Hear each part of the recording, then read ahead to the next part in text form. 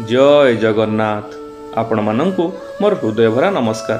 आसंतु शुणिबा Shrimad Bhagavad guitar तृतीय अध्याय पंचम श्लोकर सविशेष व्याख्या।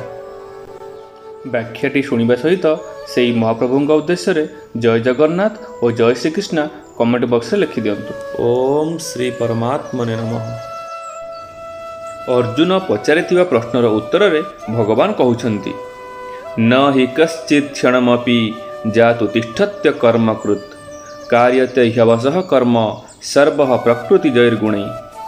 यार अर्थ कौनसी मनुष्य कौनसी अवस्था क्षणे मात्र मध्य कर्म न करी रही पारे नहीं, कारण प्रकृतिर परवश होइतिबा समस्त प्राणी द्वारा प्रकृति जनित गुण ही कर्म कराए। कर्मयोग, ज्ञानयोग और भक्तियोग ए तीनोटिरु कौनसी मार्गरे साधक कर्म न करी रही पारिबो नाही। भगवान कहउछंती, ज्ञानी होइथाउ बा अज्ञानी होइथाउ कौनसी मनुष्य कर्म न करी रही पारे नाही। जदिबा निजर तथाकथित शरीर सहित ज्ञानीर कौनसी संबंध न थाए तथापि तांकर बोलाउथबा शरीर रे अनुक्षण क्रिया हेउथाए। भगवान कहउछंती जे जदिओ मनुष्य मु अनुक्षण कर्म करुछि एपरि भावे नाही, तथापि शरीर संगे संबंध मानुथिबा पर्यंत से क्षणे मात्र भी कर्म न करी रही पारे नाही। जागत, स्वप्न, सुसुप्ति, मूर्ख प्रभृति कौनसी अवस्था भी मनुष्य कर्म न करी रही पारे नाही। प्रकृतिर परवश होइथिबारु ताकू कर्म करबाकू पड़े। प्रकृति निरंतर परिवर्तनशील। साधक निज पई किछि करिबा ठीक नुहे। जहा किछि विहित कर्म सम्मुख को आसे ताहाकू केवल अन्य मानक हित उद्देश्य रे करिदेबा उचित। परमात्मा प्राप्ति उद्देश्य थिबारु साधक आदौ निषिद्ध कर्म करि पारे नाही। अधिकांश मनुष्य केवल स्थूल शरीर क्रिया को कर्म मने करती, किंतु गीता मानसिक क्रिया को मध्य कर्म मने करे। शारीरिक, बाचिक और मानसिक भाव संपादित समस्त क्रिया को गीता कर्म बोली स्वीकार करे। जेउ शारीरिक अथवा मानसिक क्रिया सहित मनुष्य निजर संबंध रखे केवल सही क्रिया कर्म होई ताकू बांधी दिए, अन्य क्रिया नुहे। साधारणतः पिला छुआंक पालन पोषण तथा जीविका संबंधी व्यवसाय, चाकरी, अध्यापना प्रभृति को लोके कर्म बोली भावती, किंतु खियापिया, चालबुल, चिंतन प्रभृति अन्यान्य क्रियागुड़ी को कर्म बोली भावती नहीं। एथिपाई केतेक लोक व्यवसाय आदि कर्म त्याग करदे मानि नियंती जे मु कर्म करू नहीं, किंतु यह सेमानकर मस्त बड़ भूल।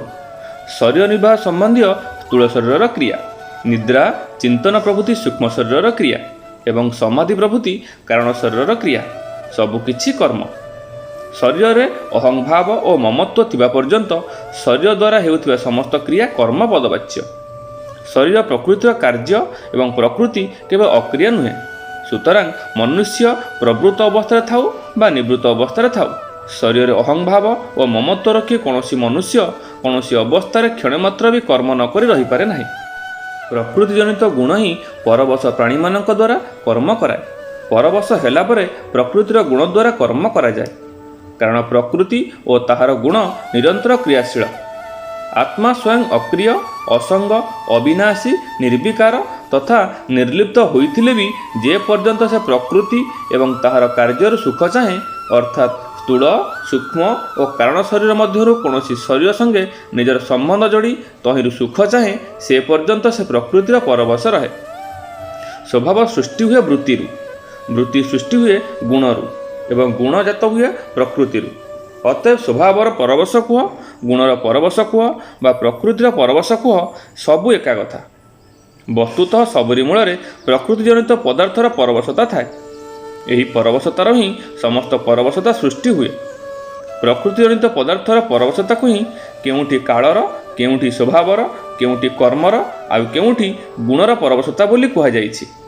तात्पर्य है यही जीव प्रकृति और ता गुणरु अतीत नहला पर्यंत और परमात्मा प्राप्ति न कला पर्यंत गुण, काल, स्वभाव आदिर परवश होई रहे।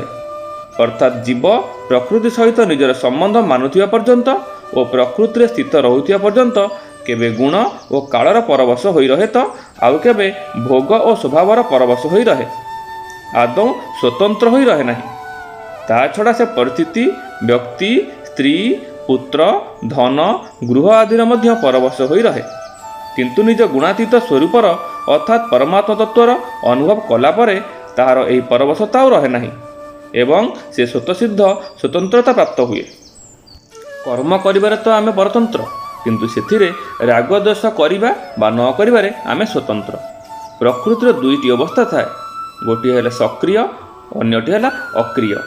କାର୍ଯ୍ୟ କରିବା ହେଉଛି ସକ୍ରିୟ ଅବସ୍ଥା ଏବଂ କାର୍ଯ୍ୟ ନ କରିବା ହେଉଛି ଅକ୍ରିୟ ଅବସ୍ଥା। ବାସ୍ତବରେ ଅକ୍ରିୟ ଅବସ୍ଥାରେ ମଧ୍ୟ ପ୍ରକୃତି ଅକ୍ରିୟ ରହେ ନାହିଁ, ବରଂ ସେଥିରେ ସୂକ୍ଷ୍ମ ରୂପେ ସକ୍ରିୟତା ଥାଏ।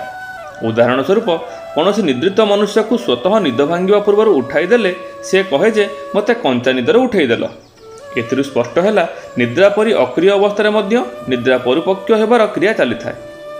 ମାତ୍ର ନିଦ୍ରା ପୂର୍ଣ୍ଣ ହେବା ପରେ ମନୁଷ୍ୟ ଛାଏଁ ଉଠିଲେ ଏ କଥା କହେ ନାହିଁ, କାରଣ ନିଦ୍ରା ପରିପକ୍ୱ ହୋଇଗଲା। ଏହିପରି ସମାଧି, ପ୍ରଳୟ, ମହାପ୍ରଳୟ ପ୍ରଭୃତି ଅବସ୍ଥାରେ ମଧ୍ୟ ସୂକ୍ଷ୍ମ ରୂପେ କ୍ରିୟା ହେଉଥାଏ। ବସ୍ତୁତଃ ପ୍ରକୃତିର କେବେ ଅକ୍ରିୟ ଅବସ୍ଥା ହୁଏ ନାହିଁ, କାରଣ ତାହା ପ୍ରତିକ୍ଷଣ ପରିବର୍ତ୍ତନଶୀଳ। ସ୍ୱୟଂ ଆତ୍ମାରେ କର୍ତ୍ତୃତ୍ୱ ନାହିଁ, କିନ୍ତୁ ପ୍ରକୃତିର କାର୍ଯ୍ୟ ଶରୀରାଦି ସଙ୍ଗେ ନିଜର ସମ୍ବନ୍ଧ ମାନିଥିବାରୁ ସେ ପରବଶ ହୋଇଯାଏ।